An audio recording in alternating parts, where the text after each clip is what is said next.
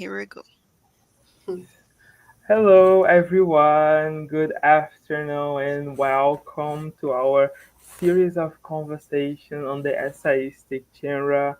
I'm Lucas, currently a doctoral student at the Federal University of Pernambuco, researching Virginia Woolf essays as part of my PhD.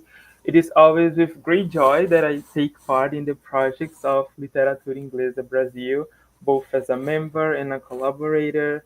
And over the next few months, I'll be hosting this series of events featuring some very special guests, starting with Professor Anna Snaith.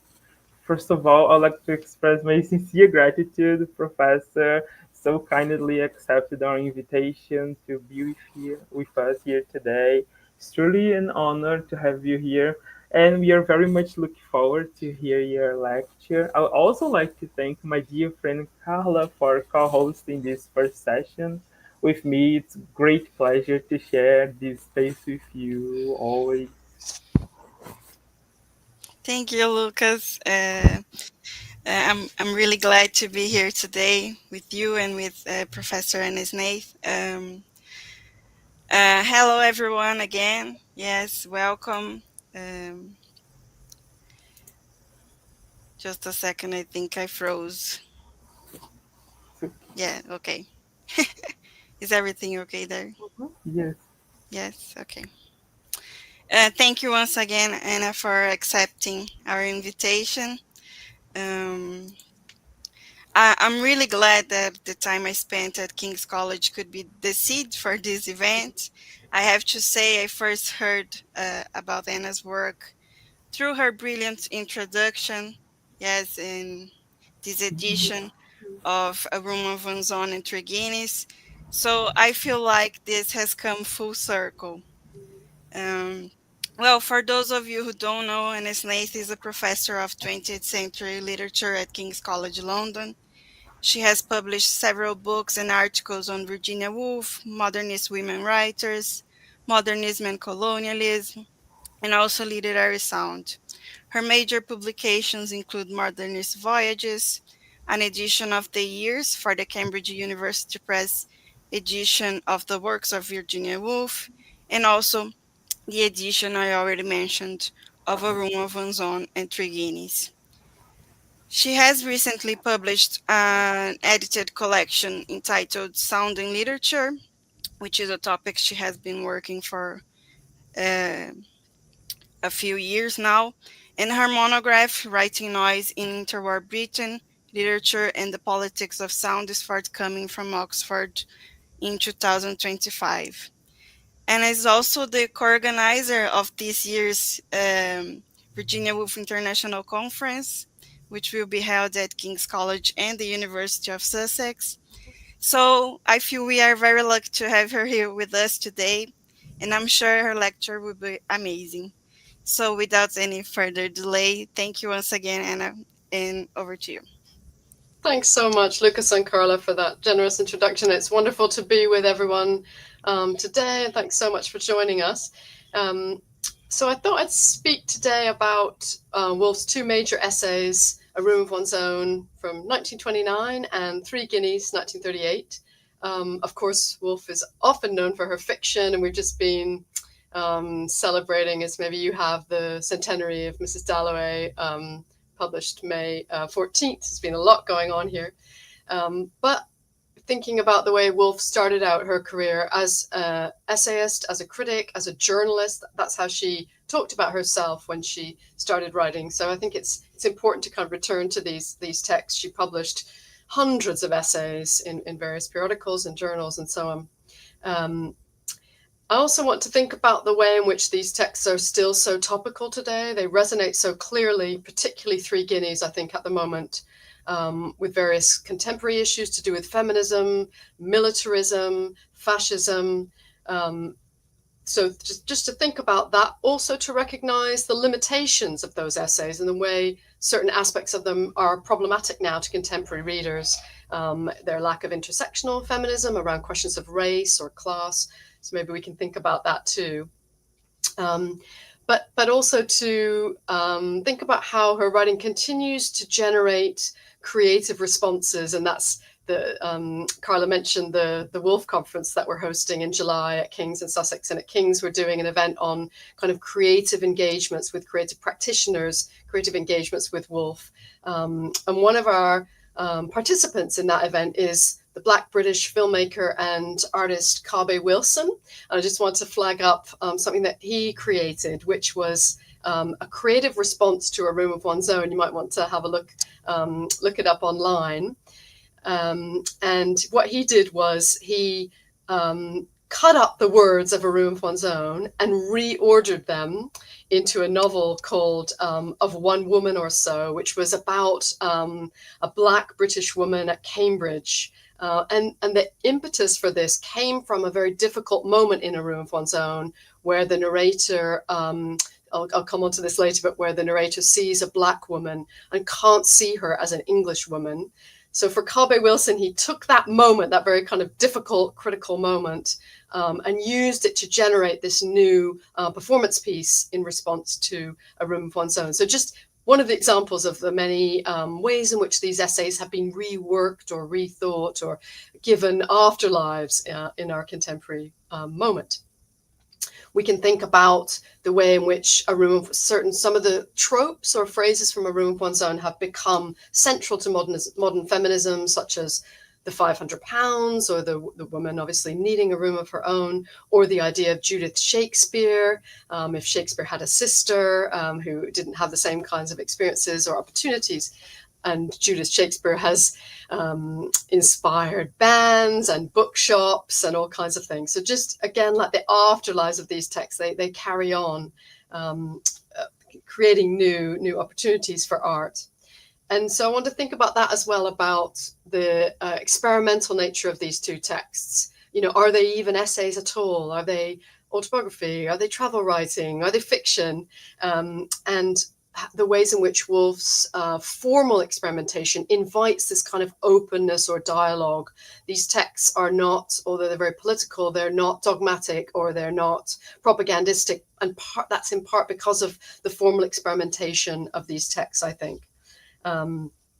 Then she says in A Room of One's Own, she's not going to kind of hand out a nugget of pure truth, but they invite dialogue, they invite intervention, they show a train of thought rather than something closed or final.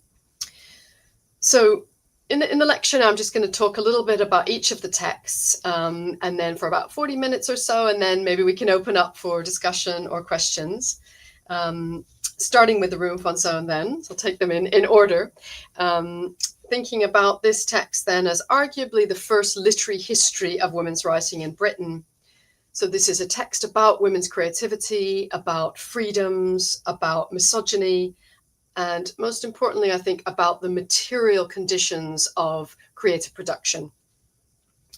And I also like to think about this in relation to the importance of reading to Woolf's feminism, the politics of reading, thinking about what's written about women, the obstacles to women's writing, and how that not only derives from Woolf's extensive reading and her rethinking of literary history, but the question of the kind of figure of the transgressive or questioning reader that's so crucial to her feminism. So how women read, what they're given to read, and the kind of obstacles to reading, and how important that is to thinking about women as writers or creative practitioners. So she intertwines these figures of reader and writer. The writer is a reader, or to put that another way, like originators are inheritors, and women writers have been hampered by the lack of women's writing.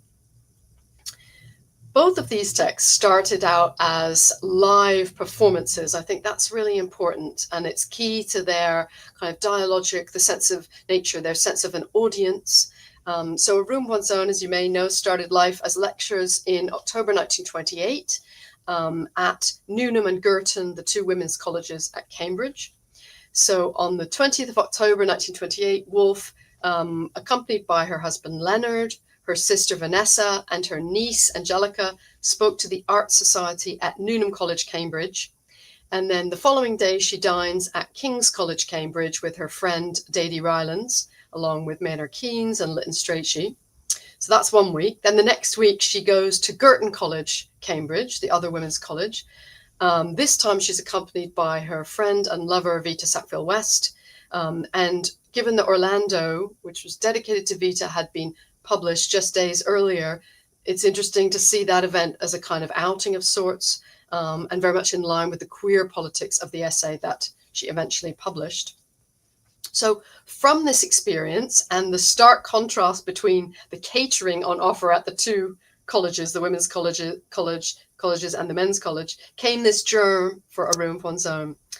Writers, the narrator notes, seldom spare a word for what was eaten. So she's interested in, again, material circumstances, food, money, space, the kinds of things that often don't appear in literary texts. And she juxtaposes the kind of opulent meal at the men's college, the roast partridges and the overflowing wine glasses, with the gravy, the soup, and the prunes served at Fernham, which is kind of Newnham's fictional alter ego. And this triggers a kind of meditation on the reasons that women are so poor historically, the reason the women's colleges are so poor, and the impact of hunger and poverty on creativity. The transcripts of these lectures have not survived, but the talks became an essay, Women in Fiction, which Woolf published in Forum magazine in March 1929. And then that same month, and at great speed, she drafted A Room of One's Own. The essay, as she puts it, is an excavation of the terms women and fiction. And she says at the beginning of the essay that she was asked to speak. This women's society invited her to speak on this topic. And she said, I could have offered, quote, a few remarks about Fanny Burney, a few more about Jane Austen, a tribute to the Brontes, a respectful allusion to George Eliot. But instead, she wants to think about those terms. In a sense, she doesn't want to take the terms for granted. She wants to think about what they might mean. Do they mean what women write? Do they mean what's written about women? Do they mean both of those things, and how inextricable they are? So she uses the essay then instead to investigate the kind of genealogy of the terms themselves before dwelling on the lives of specific women writers. Before she does that, she has to explore the obstacles to women and fiction, the obstacles that women face before they even put pen to paper. And then she has to think about the ways in which women have been written, how those terms have historically been almost oxymoronic, woman artist, women fiction. So it's a very, if you like, sort of site-specific piece. It emerged out of very specific circumstances and a lecture given to women undergraduates. And so Woolf, like her narrator, was sort of trespassing on the grounds of the university. In A Room of One's Own, the narrator is going to is probably the Wren Library, asking to see a manuscript of Milton's Lycidas. So she is a female scholar trespassing on the grounds of the university, asking and not being allowed into the library. And so there we get the idea that the figure of the woman undergraduate or the female student was a very transgressive figure in the 1920s. As she was writing it, there were heated debates about the position of women in Cambridge and whether they should be allowed degrees and what kind of degrees, what they should be studying when they were there. So the two women's colleges, Newnham and Girton, had been around since the 1860s and 70s, but only in 1923 could women graduates be awarded degrees, and only in 1948, so decades after Woolf publishes the text, could they become members of the university. And as Woolf notes in Three Guineas, in 1921, when the issue of women undergraduates was put to a vote, male undergraduates stormed the gates of Newnham with a handcart and kind of tore the gates down. So this idea of the figure of the woman undergraduate or the woman scholar, the woman intellectual as a kind of transgressive figure is very topical, and it sort of haunts this essay for sure. We could also think about Woolf's position in the university herself, stemming from her own experience of exclusion. So watching her brothers being sent to private school and then on to Cambridge. Woolf, so the narrative was for ages that Woolf was just educated in her father's library. She was an autodidact. And then actually back in 2009, we discovered that she had actually extensive studies at King's College London here, where I'm teaching, at the ladies department that they had. So as a teenager, between 1897 and 1901, she studied at King's Latin, Greek, history, and German. So although there are lots of kind of comments that she makes actually about never going to any school or university, she makes a comment at one point. She was invited to give a very prestigious lecture series at Cambridge, and she writes, "This, I suppose, is the first time a woman has been asked, and so it is a great honour. Think of me, the uneducated child, reading books in my room at 22 Hyde Park Gate, now advanced to this glory." So something we can talk about later, maybe in the Q&A. But it's interesting to think about that. And Woolf's she actually took exams in German, but she didn't take enough. She didn't study enough to take a degree. So still this sense of her being an outsider in the university sphere, for sure. So she starts thinking about women in the university, the obstacles facing women scholars, and concludes, quote, that while it is unpleasant to be locked out, it is worse perhaps to be locked in. So she's thinking about the effects of power and wealth, the effects of tradition in Oxbridge and the ancient universities. And then from Cambridge, the narrator returns to London and to the British Museum, another kind of bastion of learning that encodes male power. And she thinks about the domed ceiling of the British Museum reading room, kind of inscribed with the names of male writers. She thinks of it as a kind of huge, bald forehead. It's this brilliant image. So the sort of sanctity of male scholarship, again, women readers had only just been allowed into the reading room at the British Museum. So the way that power and knowledge are sort of spatially encoded. And so there she is doing research and uncovering this history of writing by men about women. She writes, "Fiction is full of strong, interesting women. Imaginatively, she's of the highest importance. Practically, she's completely insignificant." So there's this idea of women being written about as kind of muse, glorified, but unlike in reality, women are the most discussed animal, but actually they are locked up, beaten, flung about the room, is her phrase.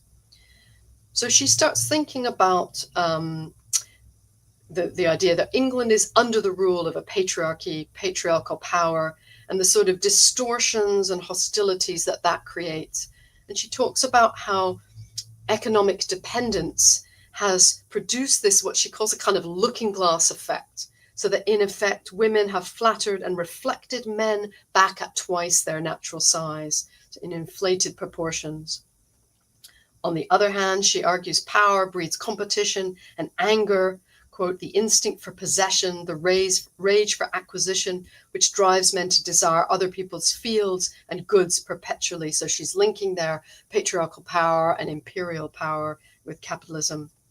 And here we come to the sort of crux of the essay then, the materialist argument that women then need a room of their own and they need £500 a year. And she says, quote, "No force in the world can take from me my £500. So this sense of financial autonomy, which means the ability to write freely without, being under the sway of a patron or an editor or a father. And at the close of chapter 2 of the essay, the narrator kind of reaches her own doorstep. So we understand then that the essay itself is a product of those own freedoms. So what might we think? What might we say about the money, the £500? I think it's radical for Woolf even to write about money. A woman writing about money, supposedly kind of tainted. She's breaking a taboo there for sure. To think about questions of poverty, and in some ways, the essay is an argument for universal basic income. It's about £20,000 in today's money, £500. There's lots to say about Woolf's own financial situation here. So she was left a legacy in 1909 from her aunt of £2,500. So the interest from that money would have been less than £500. But of course, that was inherited wealth. She benefited from inherited wealth. That money, and in the essay, that aunt, we can kind of see that aunt in the figure of Mary Beaton, the aunt who, quote, "died by a fall from her horse when she was riding out to take the air in Bombay." So here she's thinking about empire, and she's thinking about imperial power, and this foundational image of the money is about unearned funds gained through colonial violence, basically, and the very system that the narrator kind of denounces elsewhere in the text. So she's thinking about the way in which money is implicated in empire and capitalism, and the way women are implicated in those systems, for sure.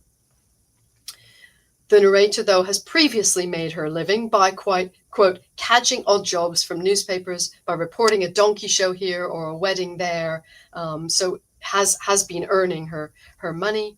And only in 1926, actually, did Woolf herself earn £500 a year from her sales and her journalism. So I think she's thinking about there enough to live on, but a sum that's free from ideas of kind of wealth or profit. Woolf herself used the proceeds from a room of one's own to build a 2-room extension at her home in Sussex, Monk's House. So there's interesting ways thinking about her own spatial freedoms and the money earned from her books. And then, of course, we have the money. We also have the room, this idea of spatial freedom. Quote, the lock on the door means the power to think for oneself. And thinking of that as a physical space, definitely, but also a psychological space, which is about psychological freedom. And Woolf in the essay has been criticized for thinking of it as a kind of internalized or interior space. But I always like to think of it as a space which is about outward movement. It's about a space required for publication or going out into the world, outward facing. And then, so from the center of the text, then we kind of shift, not from a focus on the obstacles to women writers to tracing a history of women's writing. And she starts there documenting this kind of ever-increasing body of women's writing.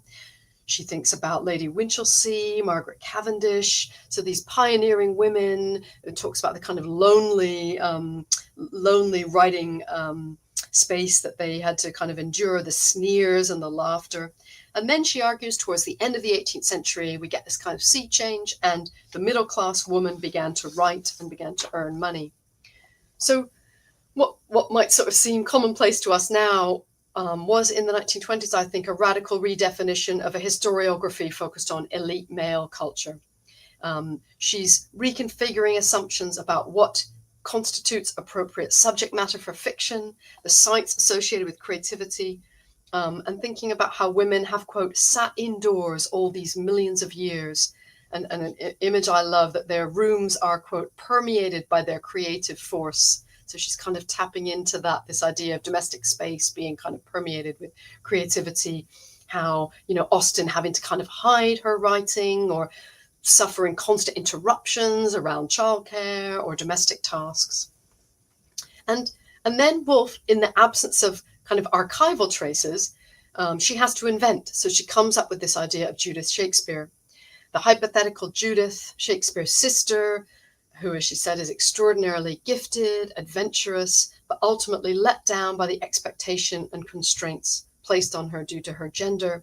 She becomes pregnant and commits suicide at the Elephant and Castle. And again, as I said, this aspect of the essay has kind of, derived a kind of, or gained a life and a currency all of its own.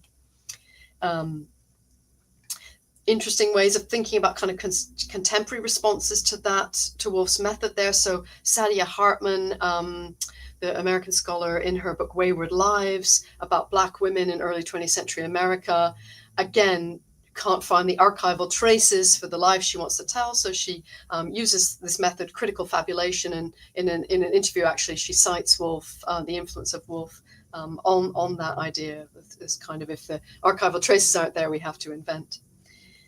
She also, Woolf, in the essay, gestures towards her audience and invites them to kind of fill in the gap. So she says at one point, why does not some brilliant student at Newnham or Girton supply it? So she, again, this sort of dialogic element to the essay where she's inviting the audience to become creators and to kind of fill in those gaps left by history.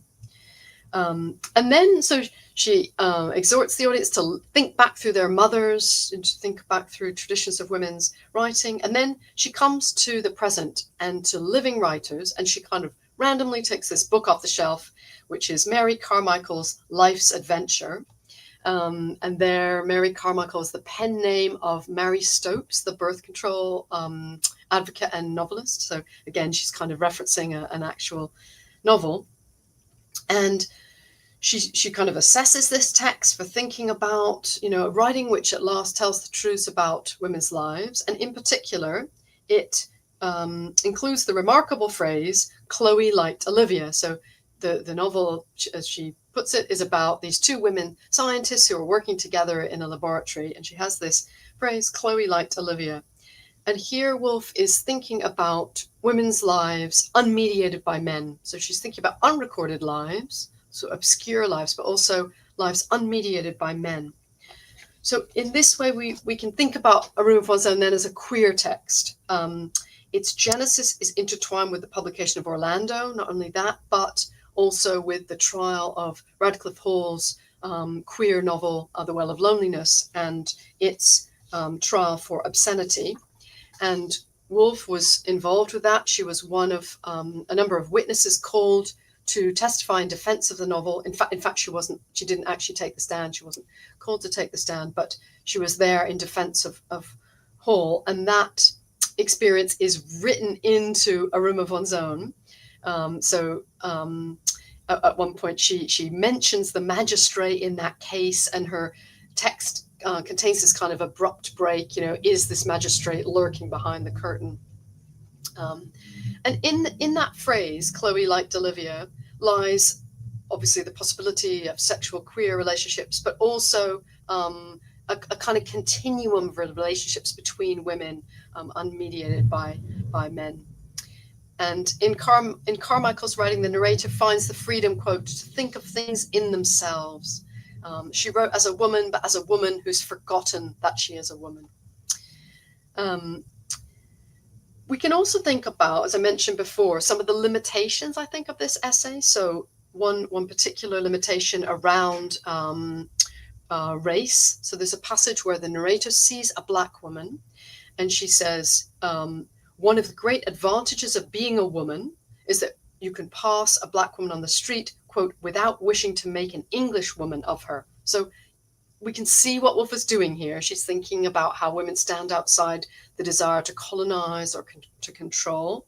But obviously as well, the Black woman is silenced, is set outside the category of English woman, when of course there have been Black women in England for centuries. So she's kind of denied citizenship, erasing this long history.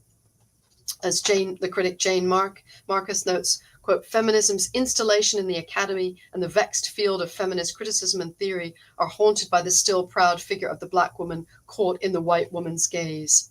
And on that, we might think about, if you know Alice Walker's essay In Search of Our Mother's Gardens, where she, just sort of thinking of the afterlives of this essay as well, where she writes back to a room of one's own, like Kabe Wilson, and she thinks about what those central tenets, the £500 in the room, what would that mean for a woman who's been enslaved, who doesn't even own her own body?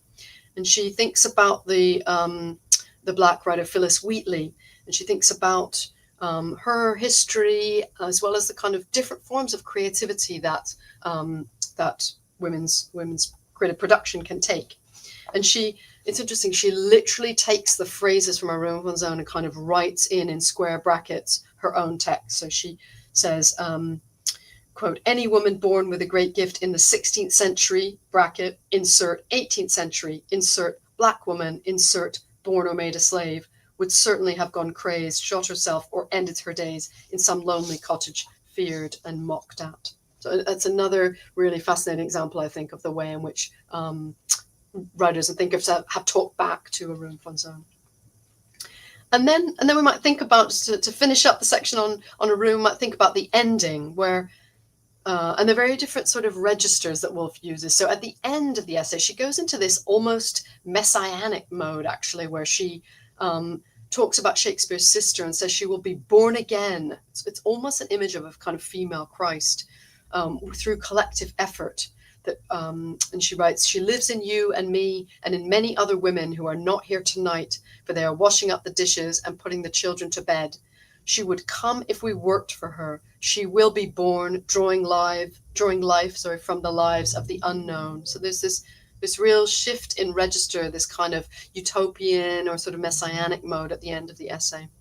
But again, a very formally inventive text with a multiply voiced narrator. It's hard to pin down in terms of genre. Is this an essay? Is it travel writing? Is it autobiography? Is it fiction?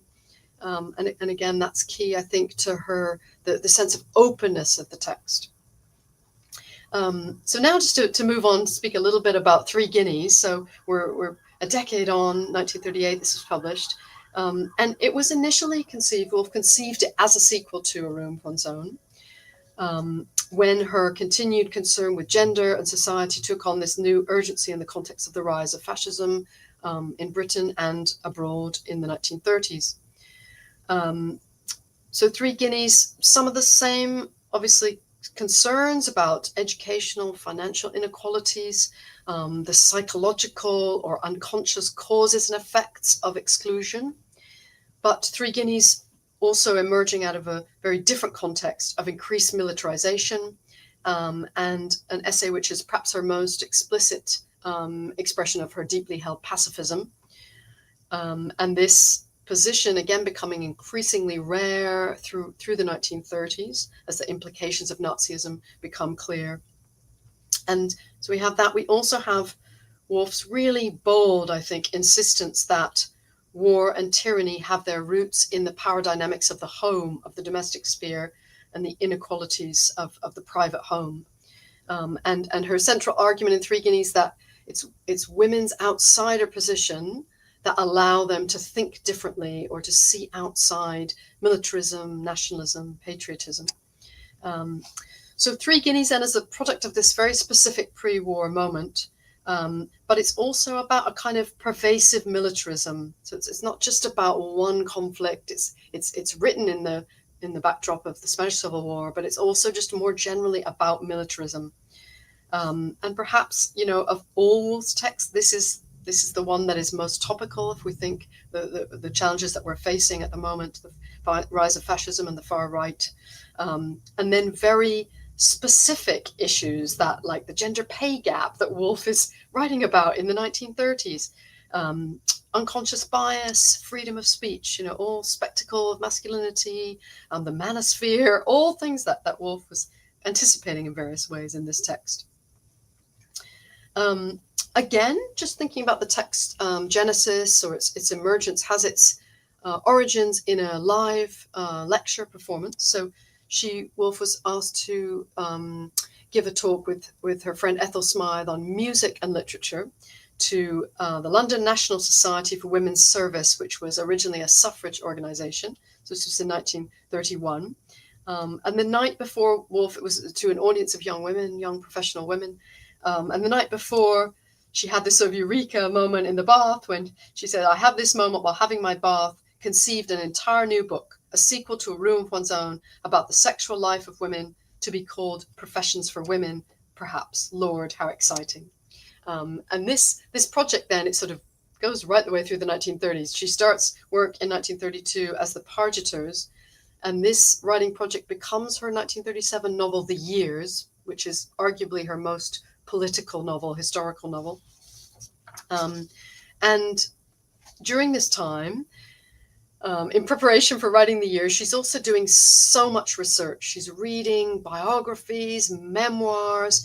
She kind of starts her own mass observation project, really, by compiling scrapbooks of newspaper clippings and quotations, photographs on contemporary Britain, and specifically the place of women in contemporary Britain. And I've just been working on a big digital project called Wolf Notes. So do have a look. It's just wolfnotes.com. And it is an open access project digitizing all Woolf's reading notebooks. And included on that site are the 3 scrapbooks that Woolf collected during the 1930s that were preparation for the years, but also for Three Guineas. So do take a look. All their open access. We'd love to have more visitors to the site. It's just been brought to King's. So she's working on her novel The Years, and then she conceived of this essay to be called at first On Being Despised. So Three Guineas and The Years are kind of one book. She talked about them as one book. The premise of the essay Three Guineas is that a letter from a barrister to a woman asking her how to prevent war. And she says this letter is, quote, perhaps unique in the history of human correspondence, since when before has an educated man asked a woman how, in her opinion, war can be prevented? So ostensibly, the barrister and the woman, middle-class woman, come from the same class. They share a lot of the same perspectives, but their experiences have been radically divergent. And that's kind of what she's thinking about, women's difference in point of view. So it begins with this motif of delay. She's kind of left this letter from the barrister sitting for years, and then now she must respond. And if we're kind of thinking about what's happening on the continent, the rise of fascism, the rise of Hitler, as she's writing, as she's correcting her proofs, Hitler invades Austria and so on. So it becomes ever more urgent, this text. And this barrister then requests three things from the narrator. He requests her signature on a manifesto for intellectual liberty. He requests her membership of a certain society, a pacifist society, and then he requests a donation to that society. And it's interesting. So she signs the letter and she gives the money, but she refuses to sign up to the society. So actually at the heart of Three Guineas is the withholding of her signature, so a maintaining of her outsider position. And if we think about, during the 1930s, Woolf was getting requests every day to sign this, donate to this and that cause. She actually sold the manuscript of Three Guineas to raise money for the Refugee Society. She signed copies to support the League of Nations. So she was doing a lot to support various organizations, anti-fascist organizations in this period. But the most radical element maybe of this essay, as I mentioned before, is this idea of bringing the dictator into the home. So thinking of the patriarch as the dictator. And she says at the end, we cannot dissociate ourselves from that figure, but are ourselves that figure. So it's not just a problem out there on the continent, but it's something in the home. And it was a very radical, I think, and brave argument to make at this particular moment. So she ultimately, before she gives the guinea to the barrister, she has to give a guinea to a society supporting women's education, a university college rebuilding fund, and another guinea to a society supporting women in the professions. So she gives those 3 guineas, but she decides not to join the Peace Society, preferring to keep her outsider status. And she has this whole riff on the kind of outsider society, which doesn't have any, without leaders, without laws, without honors. And this is about women's ability to see differently. And again, just like a room of one's own, I think we can think about the formally experimental nature of this text. So it revolves around the epistolary form. So it's full of letters, not just the letters from the barrister, but letters from the Women's College Rebuilding Fund and so on. There's actually sort of 12 letters, I think, referred to in the text that she has to answer. So again, even there, we can see the dialogic form. It's about dialogue. It's about a response or dialogue between addresser and addressee. Again, keeping this sort of openness of form. It's also radical in its use of imagery and photographs, the photographs that Woolf includes in the text and those that she decides not to include. So I think I'll finish there. Maybe we can then open to questions. I'd love to hear your thoughts or comments or the way you've maybe encountered these texts. Oh, it was amazing. I took so many notes, especially about a room of ozone, which is like my center of interest currently. And I was thinking a lot about this relationship Woolf has with education, right? I remember vividly that passage in her letters that she tells Thoby that his Shakespeare is Cambridge Shakespeare and her Shakespeare is different. So we have this validation of a different knowledge that runs in her literature, because we are going to have these thinkers that are not confined in a room per se. In a room, we have a wanderer, like walking around the garden. She's not thinking in a library precisely or only. She's thinking by the river, watching the fishes, which is gonna happen in a way with the mark on the wall, right? You're gonna have a thinker in a living room, and it feels so naive and innocent just looking a mark on the wall, but all the thoughts that she has, it is a philosophy of sort, it is a creation, and it's only valid in that environment, that very private environment. So if you would like to talk a little bit about that public and private relationship that Woolf develops throughout her work, I would love to. That's wonderful. I love that idea of the wandering mind, and there's so much to say, I think, about walking and thinking in Woolf, not only in her life, she was a great walker, but just thinking about that and the way the kind of rhythms of walking, or the rhythms, like her thinking is so embodied, the rhythms of walking and the rhythms of thinking. But yeah, great points again about kind of alternative traditions of knowledge. So I was thinking about when she refers in A Room of One's Own to, there's this JH. She just has these initials, which is most likely a reference to Jane Harrison, who was like, you could call her the first kind of career academic, woman academic, and also a classicist who pioneered kind of thinking about matriarchal culture in ancient Greece. But even in the essay, Woolf sort of keeps her obscure, and she actually left Cambridge. She left Newnham, and she was queer as well. So there's so many connections there. And she'd actually just died when Woolf was writing the essay. But she keeps her obscure. There's this sense of the sort of freedom to be found that we get in Jacob's Room as well. The freedom to be found in obscurity, and where that idea, it's just as bad to be locked in. Where, as you're saying, like where knowledge happens and where knowledge is contained, and so on. Yeah, it's a really good point. And she's not only enlightening these obscure lives, but encouraging them to write, right? In the end of A Absolutely. Room of One's Own, or even Professions for Women, right? Like you Yeah, have the room, now you need to furnish. Like yeah, you need to, make yourself at home in it and write about architecture and medicine and so on. I yeah. think that's very interesting. Yeah, yeah, and speaking to that audience of young women, who were all students at Cambridge, and as you say, encouraging them to create these like recuperative histories of women. She says it so explicitly, which is again that she's not a kind of hoarder of knowledge, or it's very open. Yeah. I keep thinking that she almost works like a shield for women who want to start writing and expressing their ideas, because as she talks about both in A Room and Guineas, um, women have always been anonymous. Yes, so Mm, mm, their voice is always at the background, mm, and I feel like she's so courageous, especially with Three Guineas, putting herself and her ideas on the table for everyone to criticize and talk about.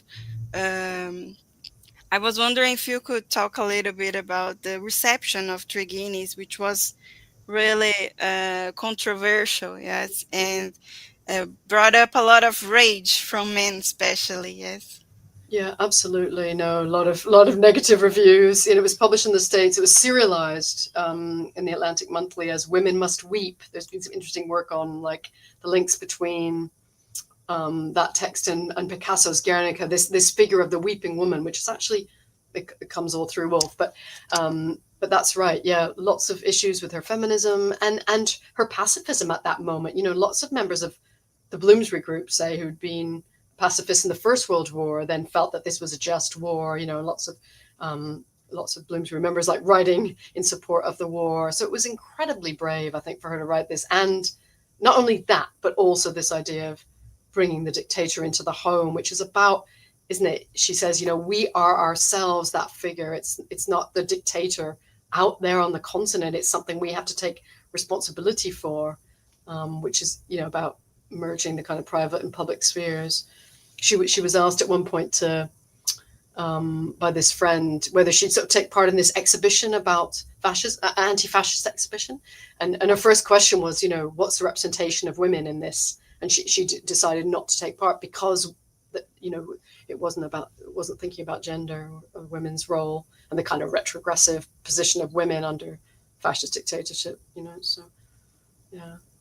And I think the idea of being a patriot or loving your country, I remember the famous letter that Anna Smith sent to Woolf asking if she didn't love England. And Woolf said, yes, I love Dickens's England and Shakespeare's England and Chaucer's England. But loving a country doesn't mean accepting everything that it is sustaining it. And she's so like putting effort in trying to hunt Hitler in England. I think there is this idea in comparing the tyrants and all the fascism with British Empire. There is this effort in a room. There is a censorship surrounding that essay in that moment that the narrator asks, are we alone here? Are there any men with us? There is this eye like that could be watching, that could censor, which is of course like surrounding the comment on Radcliffe's Hall censorship Mhm, mhm. back in the day. But I think there is, even in a room, there is this idea of looking out against fascism, and of course way stronger in Three Guineas, that she's gonna say Yeah, burn the buildings, right? Burn yeah. the words, burn everything. It's gonna become way more Mhm, explicit on that. mhm. Yeah, and she has that just thinking about patriotism, how women can stand outside, that the famous phrase about women have no country. My country is the whole world, which again, has been read as a kind of neo-imperial gesture. There's a lot of really interesting work on that statement. And she has a kind of Yeah. luxury of a position to be able to make that. So Yes. that's At another way this in which we can sort of Yes, critique at as the well. same time, which is a little bit melancholic, right? Meaning I have no country, meaning this country doesn't see me as a person. I have no Mhm, mhm. rights. I am a nobody in Yeah, this yeah, country. So my country is the whole world also is can be yeah, seen as a critique on this lack of rights and recognition that women face. totally. And in Virginia's other minorities too, right? She says to the daughters of the educated daughters that you should provide opportunities for people regardless the color, the gender, the class. Mhm, So mhm. I think this is also surrounding Three Guineas a Yeah. little bit, right? Yeah, brilliant, exactly. And that idea, daughters of educated men, they're kind of defined by their daughter status. And Yes. yeah, there's so much to unpick there, isn't there? That, if the men are educated, then why aren't they allowing their daughters to become educated? Or so it's questioning the very rationale of the education system if it perpetuates these dangerous kind of Yes. discourses. Yeah. Exactly. Mm. We have a question in the chat for you from Jessie in literature. I'm gonna show it here for us. She's asking, what advices could you give for someone who is starting the studies about Virginia Woolf? That's a really good question. I'd say start with Mrs. Dalloway. I think yeah, I really would, because the centenary, it's also, I've been rereading it lately as a pandemic novel, because it's like Woolf was a pandemic survivor of what was called the Spanish flu pandemic, and so is Clarissa Dalloway in the novel. So I think that our experience of COVID-19 has brought a whole new readership to that text, and I've seen it in really different ways. So I think it really that speaks to us. I'd start with that. Maybe a room of one's own as well is like really accessible. It's quite easy to read. Um, yeah. And we have also a question from Vinny Mhm. Pekaski. Within the theme of war being brought up, do you think there is a connection between Three Guineas and Jacob's Rune? Funny, we were talking about this before the meeting starts, Yeah, right? so much so. I think that's such a perceptive comment, because there she's thinking about the First World War and the kind of published after, but about the kind of run up to the First World War. But so many similar issues. You know, it's about education, it's about elite education system.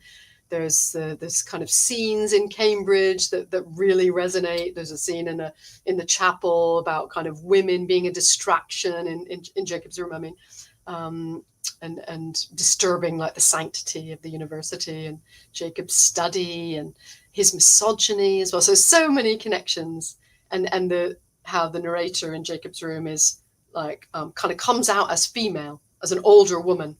So again, has that it's about the difference of view that perspective affords, I think. But you know, definitely. Mhm. I also think a lot about that scene of Julia Hedge in the British Museum, like he says, "Where is Judge Eliot?" You know, then she Yes, sees all yes, these men, and then Jacob is studying. I think he's rewriting Mallory or Shakespeare or something, yeah. and she's wondering. She's walking. Her mind is relentless, and she can't focus. She's just questioning, like, why all these men? Like, didn't they have a space for George Eliot? Which are the same questions that hover a room of one's own, No, you're too, right? right. And encoding that British Museum reading room, you're right, appears in both. It's that's a really good link. Yeah. Yes. So many resonances in Woolf's oeuvre. You know, in some It's ways her like text was so different, but yet there's the concerns that run through right from her first novel. it's her own universe, all piercing Talking together. a little bit about resonances, I was thinking, um, because if you read the years and three Guineas, I mean, together, Mm. they have kind of a dialogue since it Hmm. was supposed to be one book and Yeah. then later it became two. I was thinking if you could talk a little bit more about the resonances between those two, because I feel like she fictionalizes, yes, Mm. what she is talking about in Triginis. Yeah.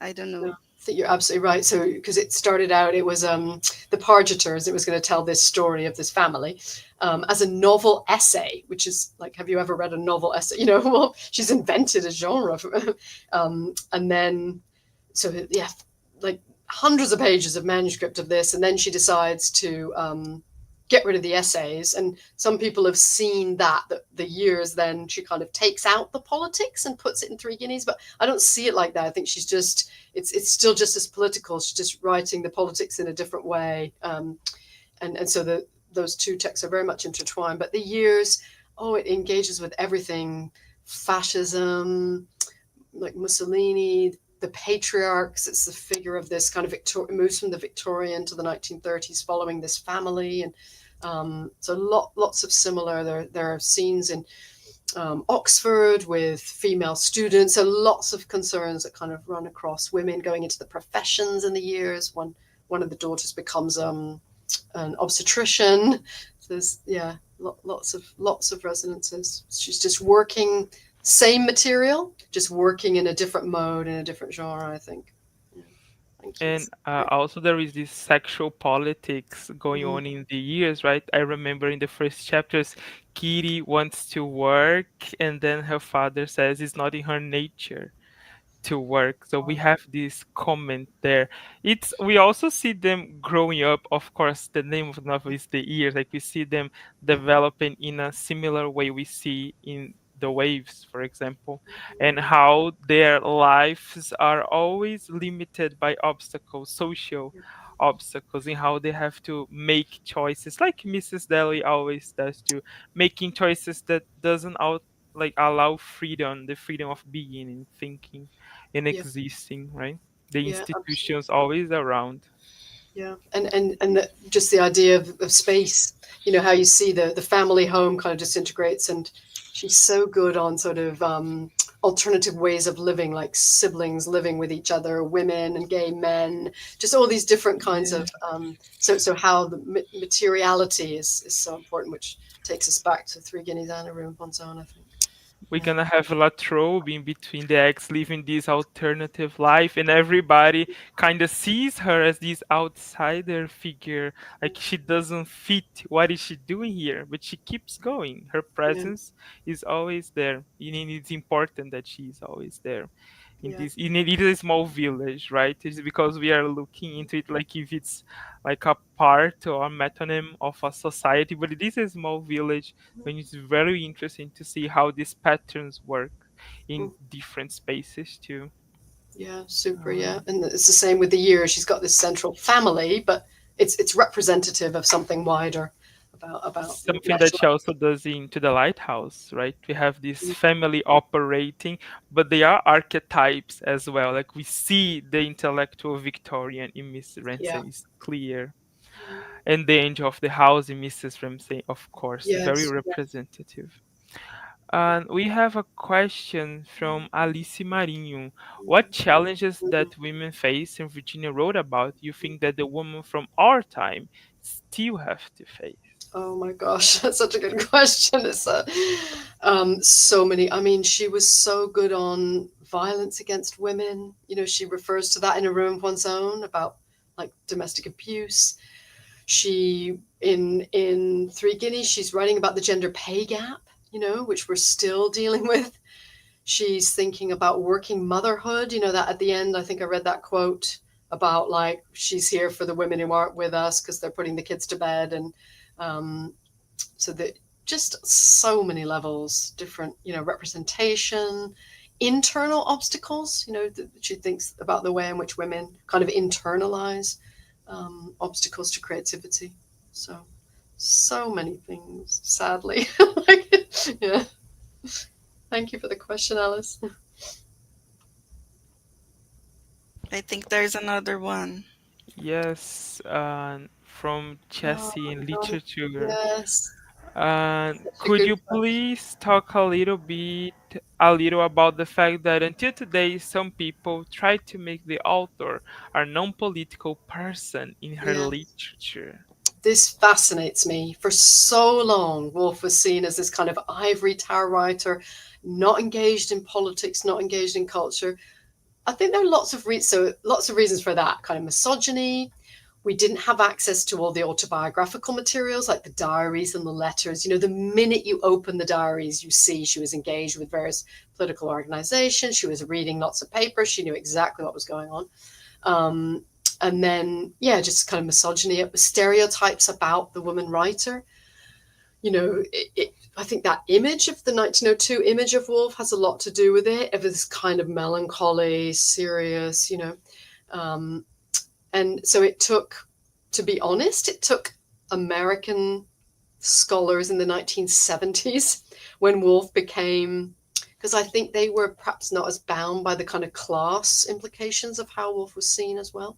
And she became like A Room for One's Own, really. Some critics have said kind of started women's studies courses in the States, you know, and from there, then, um, so I was did my PhD in London in the 90s.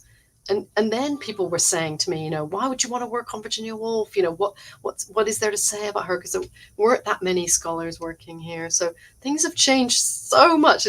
That's a great question to just remind ourselves how much the sense of her has changed and the understanding of how engaged she was in um, not just like actively in political organizations, but how political her writing is.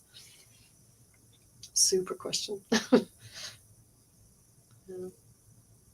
And here we have another question. And do you think, from Christina Rafaela, do you think Woolf's ideas about women as outsiders to power still apply today, especially with rising far right movements targeting feminism and queer rights?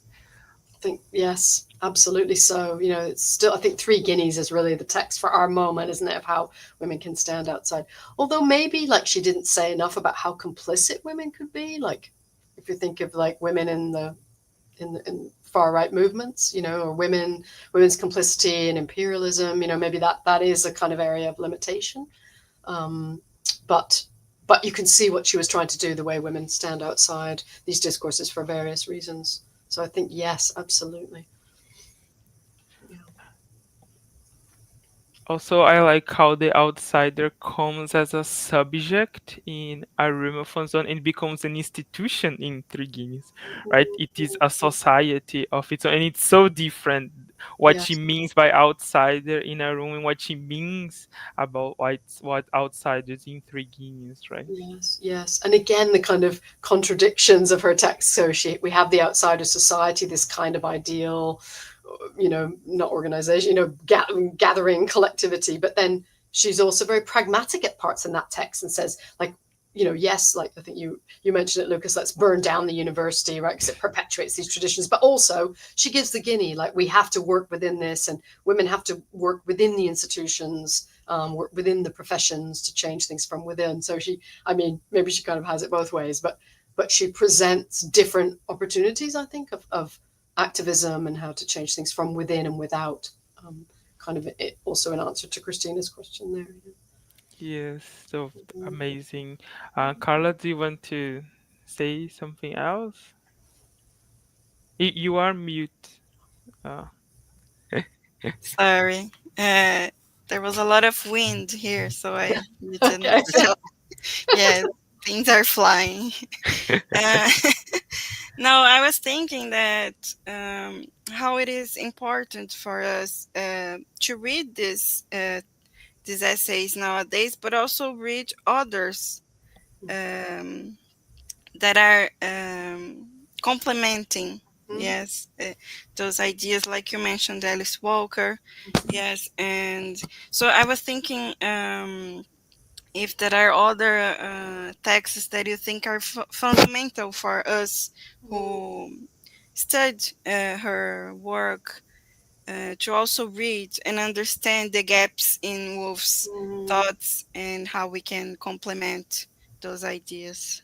That's a great question. I mean, when I was editing A Room Was Only Three Guineas, I also um, thought a lot about like where Woolf was getting these ideas from, and because she's become so famous and these texts have become so iconic, they themselves have kind of obscured other writers. For example, like the Shakespeare's sister idea was used. So the writer, South African writer Olive Schreiner, in her text for Man to Man, imagines just that thing, and I assume Woolf knew about that.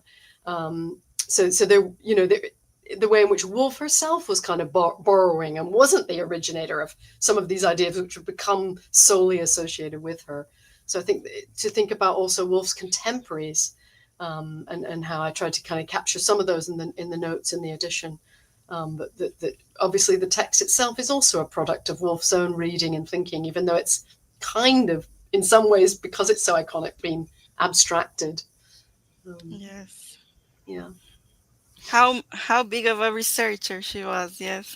Yes, she will. And do have a look at wolfnotes.com with the reading notebooks, because I Yes. think hopefully, obviously I they're all think in her I put it handwriting. in the chat. I don't know if it Oh, appeared, great. the link. Do you Perfect. see there, Lucas? I don't know. oh wait. Wolf's notes, yes. Uh, no, Yeah, I I don't didn't think it worked. find. Yes, you can leave it on the YouTube comment box after, maybe, Oh, so we yeah. can check it out. Maybe you could talk a little bit more about this project because it's brand new, yes, and I Yeah, so think, I didn't build it. It's the project of Michelle yes, Barrett, a Wolf scholar. And she's been working on it for years. And so they're images of all Woolf's reading notebooks. So not transcriptions, but images of the originals, which are all in different archives. So it's so great that this is now open access. And so yes, we brought it to King's, and we're hosting it at King's. Um, but do have a look. You can search in different ways, like by date or topic. Mostly they're Woolf's, rather than comments, they're like quotations from her reading. But some of the notebooks are a bit more like diaries and have different kinds of things. They're also really interesting as objects, and Michelle has tried to honor that. So you've got images of like the covers, because often Woolf would like create her own covers with beautiful papers or bind the notebooks herself. So I think on the site, have a look. You can get a really good sense. Um, but I particularly draw your attention to the scrapbooks. So they're just three guinea scrapbooks, and there you can see the just incredible what Woolf was doing, like a kind of amateur practice of scrapbooking and collage making of like quotations, images, newspaper clippings. And now again for the first time, they're kind of out of the archive, which is so good that people Yeah. kind of, and hopefully there will, more researchers will be drawn to these materials and use them in their work. That's what we hope. So do just spread the word. Yeah. Yes, thank Spread you. the word. Well, I think that we are coming to an end. Unfortunately, we could spend the rest of the afternoon here just chatting on Wolf Works. I would like to thank you again, and the people in the chat were commenting. There is a special comment here from Lucas Lento that said, "Beautiful and brilliant presentation. Congratulations to everyone involved. It's an honor to be able to listen to Anna Snaith talk Mhm. about the subject, and indeed it was truly amazing. He What a way happens to be to." my brother. Oh, Yes, Yes. I figured by the Yeah. family name.